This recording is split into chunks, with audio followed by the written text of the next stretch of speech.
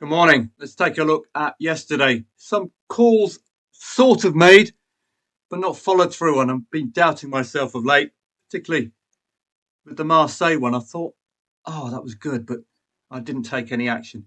And I was a bit lacking conviction with yourselves as well. Let's take a look at the good and the bad. The good, Middlesbrough and Coventry. 0-2 lead for Coventry, 2.4 the favourite, i.e. not really expected. Middlesbrough's comeback to make it 2-2. That's my out, 34 quid. And it was a good idea because Coventry went on to win. Yes, there was a Desmond Tutu there. You could have laid the draw as well. And yet another failure to score. That's 3 times this season. And I did warn you about Bayer Leverkusen being one of those maverick sides. So this is very disappointing for me. As ever, both teams to score no covers a 0-2. I would always go 0-2 and 1-2. So that's something I think we have to consider in the Champions League. It's very difficult to take on some of these big names, as you'll see. That was a potential call with a Newcastle lead. Yes, it's lukewarm market, but let's ignore that. Follow my knowledge. Marseille at home, far more accomplished and very rarely given a chance to lose by that home support. Napoli and Qarabag, on my best, I would have laid the draw Napoli and Qarabag just on the basis that it was a draw at half-time. We've got a 1.18 home favourite. Yes, Qarabag, highly likely to park the bus. But surely a SerieA side can break through, which indeed they did. Bodo Glimt and Juventus, arguably, if you were with the old lady, you could have taken on a Bodo Glimt lead there. And Ajax finding themselves in awful trouble. I would suspect Ajax liable if leading. And in the Championship, very lukewarm. Apart from that, Middlesbrough 2, Coventry 2, which I called correctly. Elsewhere, not much really catching the eye. Southampton, vast improvement under this new manager. Really unlocked the goals. Did that red card come at 0-0? That would have been a potential angle. No, it didn't. They were already done and dusted before Aluku was red carded. So I was disappointed yesterday, really was. But got out of it something like a £20 loss, which I will tolerate. Quite happy to tolerate that. Difficult matches to take on. So let's have a look at today's trading angles, and we face the same problem. Champions League, it's a very difficult nut to crack, isn't it? But let's see if I can follow my convictions and have the confidence to follow my convictions like I should have done with Marseille in the future, rather than doubting.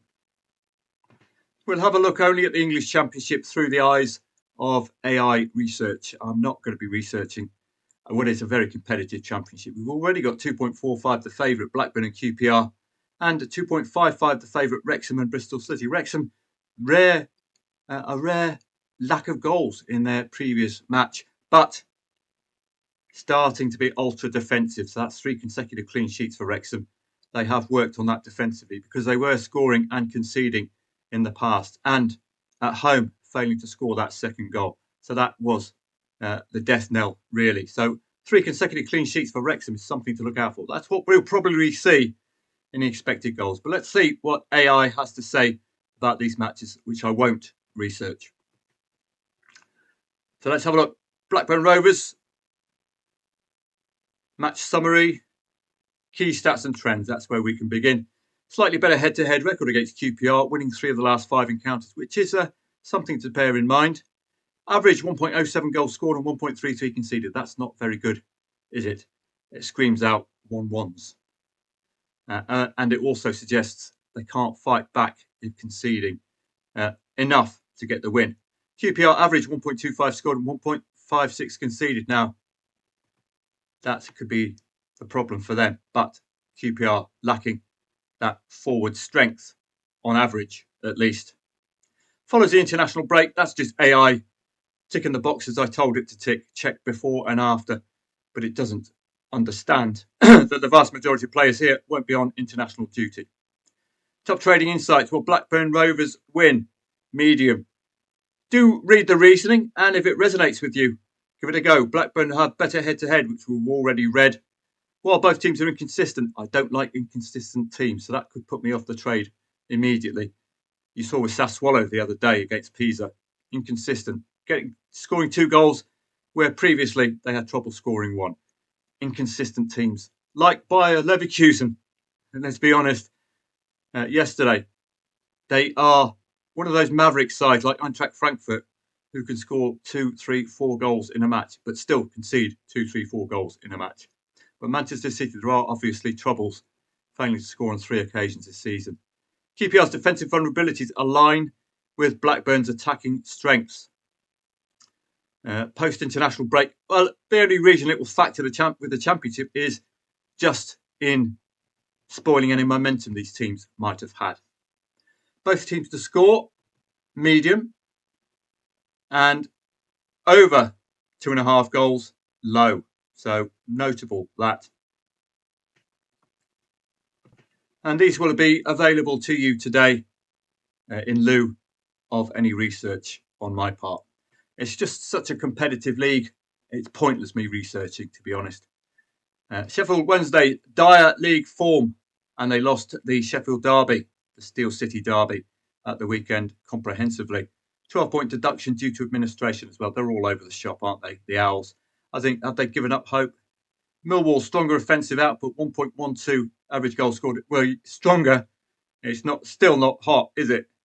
Sheffield Wednesday, 0.8, and you know anything under 1 is troublesome, isn't it? Where can you conjure up that single goal? Millwall have been on a recent dip, which is noted by AI. Lost, draw, win. Now, digging deeper, you need to see whether Millwall's dip in form has coincided with playing top side. So let's have a quick look at that. It's important to look at the challenge table when a side has been on a recent poor dip. Two defeats against the top 3, that's fine. Away defeats, 2 of them as well, and just the one aberration against Wrexham, who can, on their day, light it up. But against 5th and lower, Millwall rarely concede, if at all. Clean sheets against Watford, Leicester and West Brom. They are playing bottom of the league today, and if they're winning away from home against the bottom 3, surely at home they will be expectant. But there is a gap in form, which means we don't know whether the bottom 3 are going to be a thorn in their side when they visit the Den. Sheffield Wednesday, well, all over the shop, as you can quite clearly see. But they haven't played the top 9 away yet. But if they're failing to score at home, they're in a spot of bother, aren't they? So the market has gone, well, AI has gone with a high Millwall win. So from a trader's perspective, you'll be looking for the Owls to score first or a 0-0 at half time. Over 2.5 goals medium, because you've really only got the one side working for you. And Millwall have been keeping clean sheets, so I wouldn't necessarily be lumping on overs here. Both teams to score, no, quite obviously, isn't it? You see that those Millwall clean sheets, and the Owls are just all over the place. Since Chris Wilder's return, he really has unlocked the scoring at Sheffield United. It's, well, three goals again in the Sheffield Derby will endear him with the support. They're 22nd in the Championship. That's they had a bit of a hiatus from Chris Wilder. High intensity, direct approach, and it's paying off. They've unlocked the goals. Match results: Sheffield United win, medium, under 2.5 goals. Interesting. Given I just alluded to the ability for Sheffield United to score 3+ goals. Both teams to score no. So let's have a look at Sheffield United and indeed where Pompey are in the league. Now, you could argue that Sheffield United have just had a bad run of fixtures, having played the early season top 11 already and failing to get a result against them. At home, Chris Wilder needs to unlock those 3 goals that he's unlocking away from home. He's playing one of those sides in that part of the league that they haven't played yet this season. So we don't know. There's a big gap in form. We do not know how Chris Wilder will approach playing a fellow struggler. Will they unlock the 3 goals? Certainly they're tough to score 2 goals against outside of the top 9. So you'd be looking at the possibility of Pompey being layable, and indeed that's backed up by the fact they've only scored 2 goals once away from home. Touch of drawitis and a single goal only, suggesting Pompey might be layable if leading. AI has gone, as I say, both teams to score no. Yes, it's got an argument for it, doesn't it? These two are not electric. We'll probably see that with the XG. It's going to be a little underwhelming. Wrexham, when I've researched them earlier on in the season, I did highlight the fact they struggled to score that second goal at home. But recent patterns have shown a very defensively led Wrexham. So obviously the management has been working on that defence and hoping to shore up that attack as well. Bristol City superior 1 XG, but we'll get to that in the XG section. Gone for a medium, draw or Bristol City win, which is effectively a lay of Wrexham. That's what AI has gone for. If you trust that, then if Wrexham score first, they're layable. Over 2.5 goals, so that suggests the ability for both teams to fight back, and medium for both teams to score. But this is what I'm talking about with Wrexham, which does suggest that if Bristol City score today, they might not follow up with that second goal. Real tightening of the ship for Wrexham in the last 3 matches. Absolutely standout. Well, indeed, it's been the case since the 27th of September. If you take Coventry City out of the equation, we know Coventry City score goals, 4 goals again yesterday away from home. So that, for me, is an aberration. Kiefer Moore delivering on that particular day.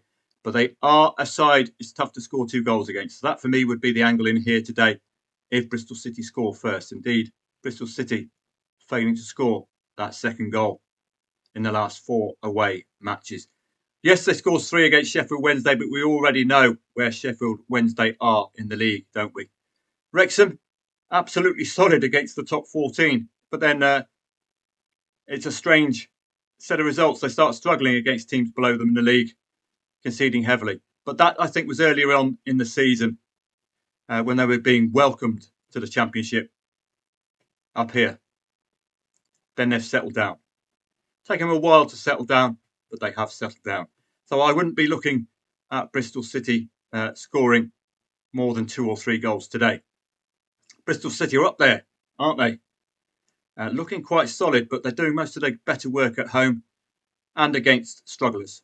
Okay, so they're going to be tested a little bit by a mid-table side when they're failing to score that second goal against the top 12.